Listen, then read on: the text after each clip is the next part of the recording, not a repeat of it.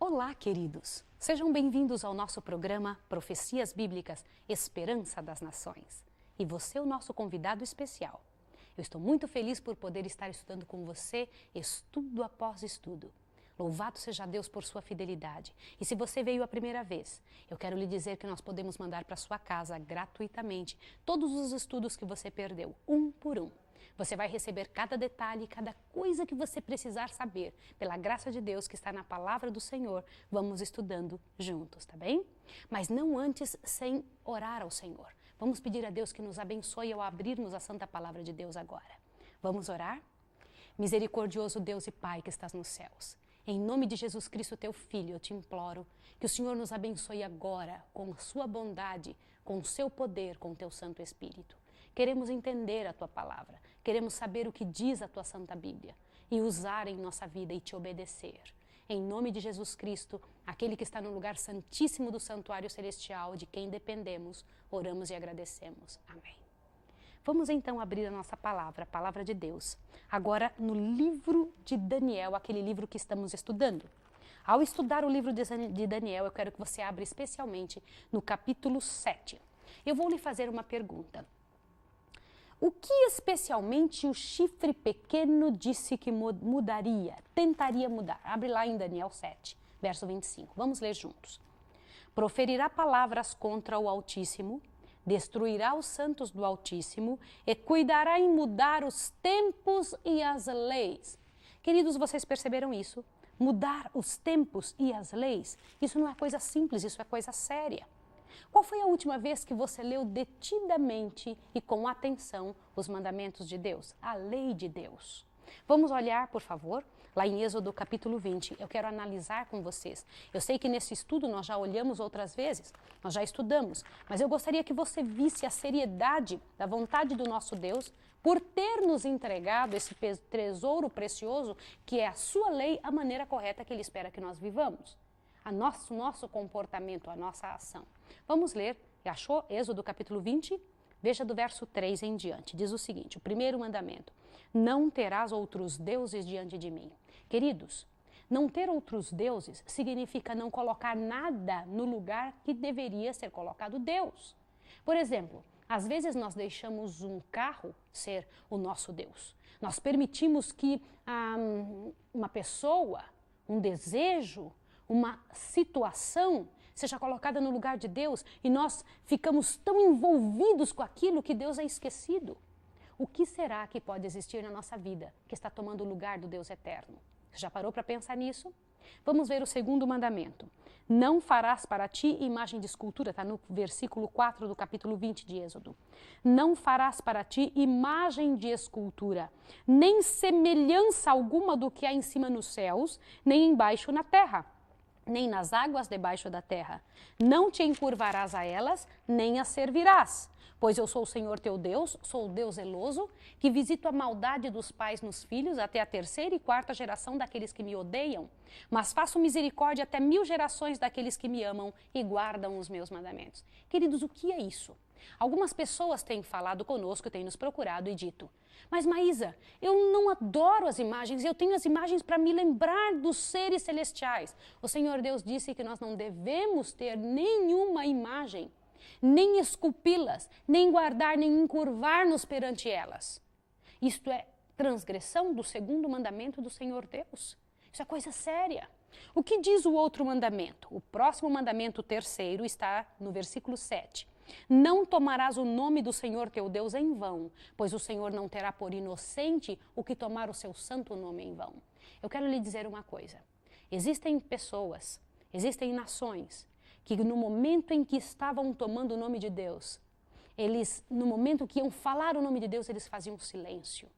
Os copistas do tempo antigo, toda vez que iam escrever o nome de Deus na Bíblia, o nome do Senhor, eles usavam uma pena diferente para mostrar o respeito que possuíam, que sentiam em relação ao nome de Deus. Hoje em dia, o nosso povo, os nossos filhos, as pessoas relacionadas à nossa vida estão tão mudados, tão degradados, que usam o nome de Deus em piadas, em programas humorísticos, em coisas vãs e fúteis, de maneira que nós tornamos o nome de Deus pior do que o nosso mesmo.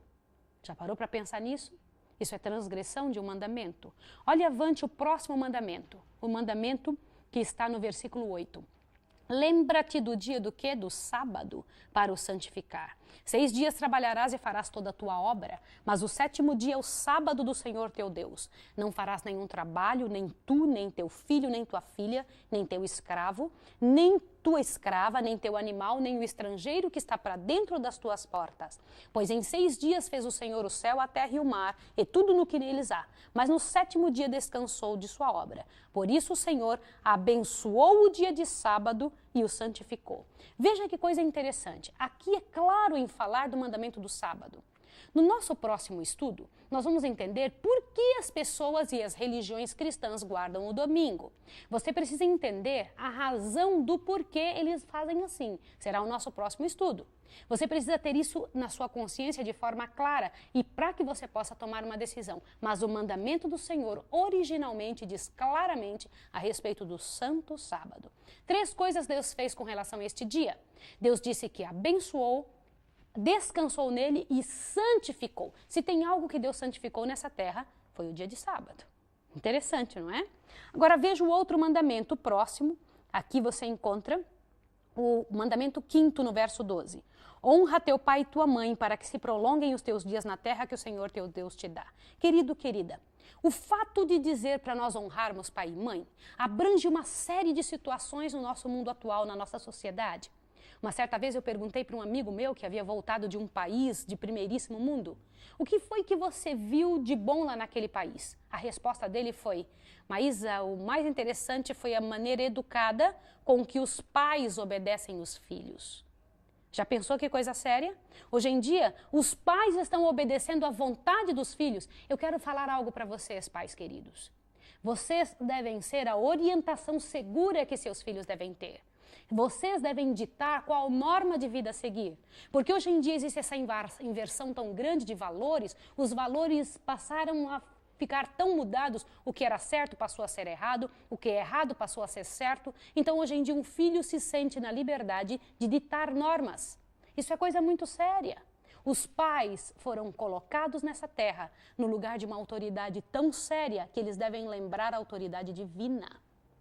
O próximo mandamento, que é o mandamento número 6, diz: não matarás.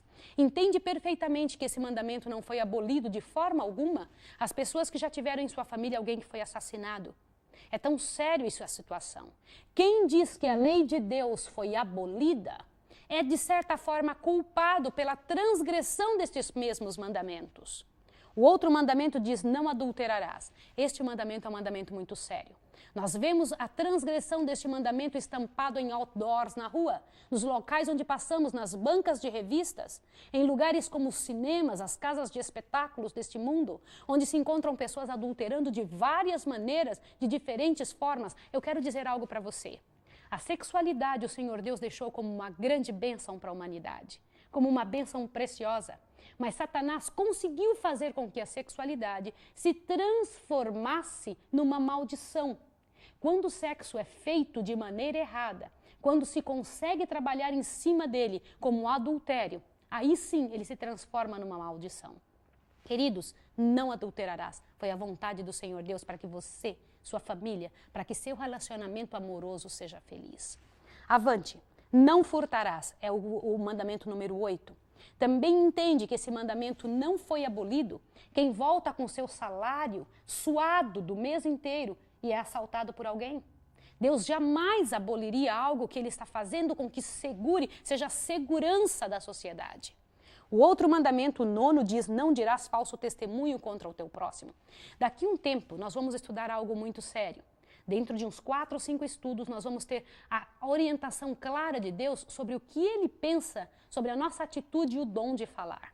Dizer falso testemunho contra alguém é se tornar testemunha ou comentar algo que hoje em dia é tão normal e tão simples, a fofoca. Você já ouviu falar disso?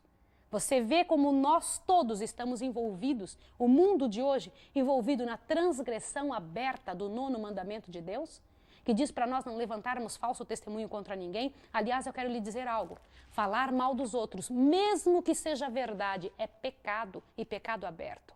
E o Senhor Deus vai destruir quem trouxer contenda entre os irmãos. Ele diz que abomina esse tipo de situação.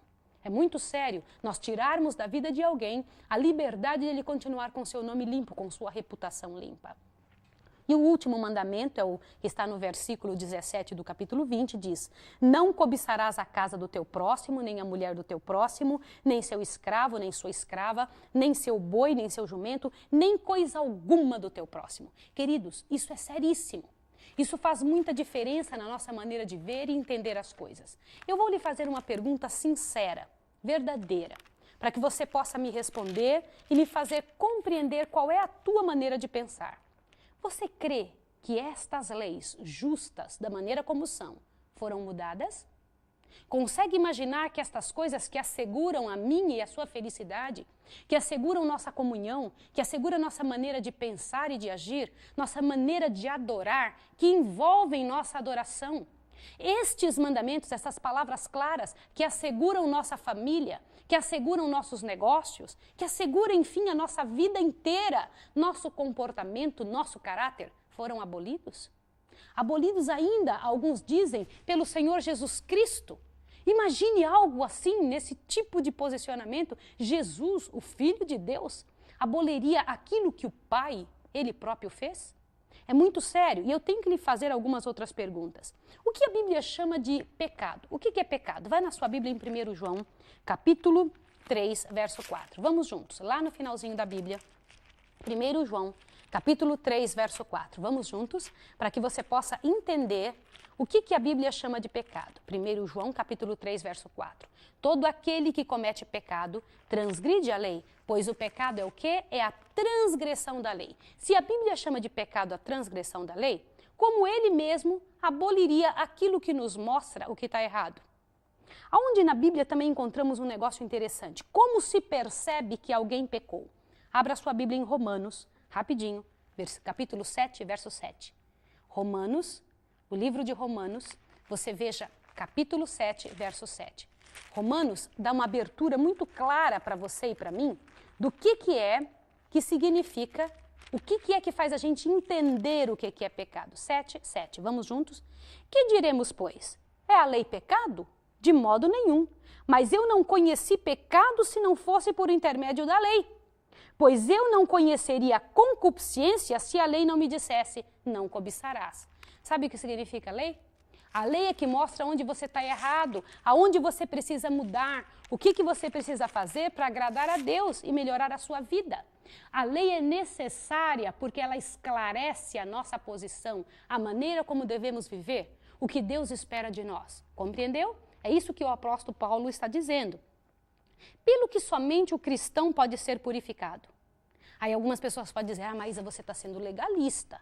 A lei não tem toda essa importância. Ah, não tem? O que a Bíblia nos disse? É claro que nós só podemos ser purificados através de Jesus. Abre lá sua Bíblia em 1 João. 1 João dá essa certeza para nós. 1 João capítulo 1, verso 17. Faça isso para que você possa ver que não existe, a lei não purifica ninguém. Ela existe para um fim especial. Ela não pode ser transgredida porque foi feita pelo próprio Deus e a transgressão nos leva ao pecado. Mas dê uma olhada quem é capaz de nos purificar. Vai lá, São João, capítulo 1, dê uma olhadinha, e o verso é o 1 João 1, o verso 7. Olhe bem.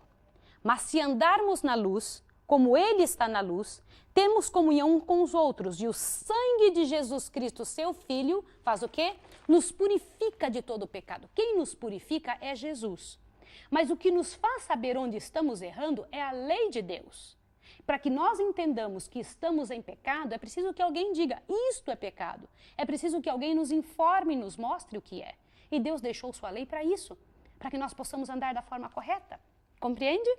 Isso é importante para que você tenha clareza ao conversar com seus amigos que dizem, não se importe com isso. E ao não nos importarmos com a lei, se afrouxam os nossos alicerces. Entende? Continue. Olhe bem, por qual ato de amor de Deus as pessoas podem ser salvas? Vai em Efésios, capítulo 2, vai lá no livro de Efésios, capítulo 2, verso 8 e 9. Por qual ato de amor as pessoas podem ser salvas? 2, Efésios 2, versículo 8 e 9. Olha que bonito. Pois pela graça sois salvos, por meio da fé. E isso não vem de vós, é dom de Deus. Não de obras para que ninguém se glorie, pois somos feituras suas, criados em Cristo Jesus, para quê? Para as boas obras, as quais Deus preparou para que andássemos nela. Você entendeu isso daqui? Quando as pessoas dizem assim, mas eu não guardo lei porque eu sou salva pela fé e pela graça. Queridos, ser salvo pela graça é fazer isso que está escrito aqui. Efésios, capítulo 2, verso 8 a 10. A maior parte de nós só leu o versículo 8 e 9, não leu o 10. Vamos ler juntos de novo?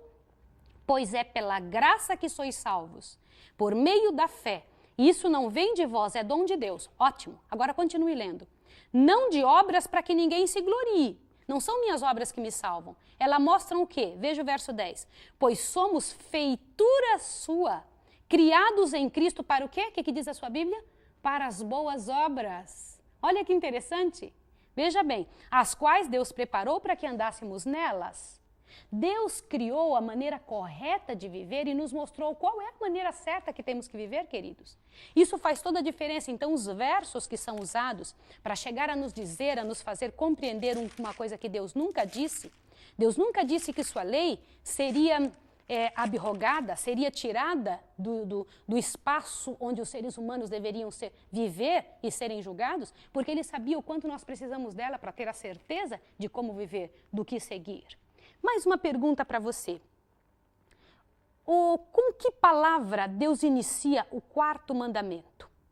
Eu quero que você pense a respeito disso. Dê uma olhadinha para mim, por favor. Vai lá na sua Bíblia, em Êxodo capítulo 20. Dê uma olhada, por favor, para que você possa compreender. Êxodo capítulo 20. O que diz ali? Lembra-te do dia do sábado para o santificar. Lembra-te. Por que lembra-te? Qual era a intenção de Deus? Se lembra-te porque sabia que nós esqueceríamos, não é verdade? Isso faz toda a diferença numa compreensão séria. Agora, por que é que o chifre pequeno disse que poderia mudar a lei de Deus? Baseado em que autoridade? Autoridade de quem? Com que tipo de poder ele faria isso? Nós já estudamos em vezes passadas que a autoridade que foi dada ao chifre pequeno não foi a autoridade de Deus. Se Deus não permite que sua lei seja mudada, se Deus criou a lei para que nos mostrasse que tipo de atitude nós devemos tomar na vida, aonde andar, onde não andar, o que fazer e o que não fazer, que nos mostra onde estamos pecando, porque quem não tem a lei não sabe onde está errado. Pense bem, se uma pessoa está andando num país sem conhecer as leis deste país, e de repente comete uma infração que aquele país não permite. Se ela não sabe a lei, ela não é culpada. Compreende? Assim é com relação aos seres do céu. Nós estamos vivendo dentro das leis do céu ou não somos cristãos? Os cristãos recebem esse nome porque seguem as pegadas de quem? De Cristo. Recebem o nome dele porque seguem o reino de Cristo. E no reino de Cristo as leis são as leis de Deus, é que comandam, é que regem. Não é interessante ver isso? Vou lhe fazer mais uma pergunta. A religião do Antigo Testamento era legalista? Você acha que sim ou não? A religião do Antigo Testamento. Algumas pessoas falam, Maísa, mas a religião do Antigo Testamento era tão legalista. Abra sua Bíblia no livro de Miqueias. Miqueias é um pouquinho para frente de Daniel. Miqueias, capítulo 6, verso 8. Eu quero que você veja que coisa interessante. É legalista a religião do Antigo Testamento ou não? Eu vou ler uma parte do Velho Testamento. Miqueias, capítulo 6, verso 8. Ele te declarou, ó homem, o que é bom, e o que é que o Senhor pede de ti, senão que pratiques a justiça, ames a misericórdia e andes humildemente com teu Deus? Você entende que esta é o centro da vontade de Deus? Por isso que ele fala não. Atrás de todo não de Deus existe uma bênção. Uma bênção para você, em primeiro lugar, e também uma bênção para todas as pessoas que vivem ao redor de você. Incrível, não é? Agora eu quero comentar uma coisa com você. Essa questão do novo nascimento, essa questão que o pessoal fala, não, com a pessoa que nasce de novo, não precisa estar guardando a lei de Deus. Será que não precisa mesmo? Será que é realmente isso que Deus está querendo dizer? Será que o novo nascimento já existia no Antigo Testamento? Vai na sua Bíblia no livro de Ezequiel. Ezequiel um pouquinho antes de Daniel. Vai aí, Ezequiel capítulo 36, e dê uma olhada o que a Bíblia fala sobre novo nascimento, pessoas renovadas. Ezequiel capítulo 36, verso 26 e 27. Aliás, é um dos meus versos prediletos. Dá uma olhada comigo. Dar-vos-ei um coração novo. Porei dentre vós um espírito novo. Tirarei de vós o coração de pedra e vos darei um coração de carne. Porei dentre vós o meu espírito e fazei com que andeis nos meus estatutos, que guardeis os meus juízos e os observeis. Você entendeu isso daqui? A questão do novo nascimento já existia no Velho Testamento. E Deus sempre dizendo, eu vou colocar um espírito novo, um coração novo. Que você trabalhe com esse espírito novo de forma que tenha prazer em servir as minhas leis. Olha que coisa boa. Louvado seja o nome de Deus. Agora, deixa eu te perguntar uma coisa. Deus, sua lei, seu plano, muda? Sim ou não? Vamos deixar Jesus responder e depois eu quero que o próprio Jesus responda. Vai lá em Mateus 5. Mateus 5 pode responder isso para você de forma bem clara. Mateus capítulo 5, verso 17. Não penseis que vim destruir a lei ou os profetas. Não vim para destruí-los, mas vim para cumpri-los. Porque em verdade vos digo que até que o céu e a terra passem, nenhum jota ou um tio se omitirá da lei sem que seja tudo cumprido. Até que o céu e a terra passem. O céu e a terra já se passaram? Não, de forma alguma. Queridos, Jesus não mudou lei alguma, graças a Deus.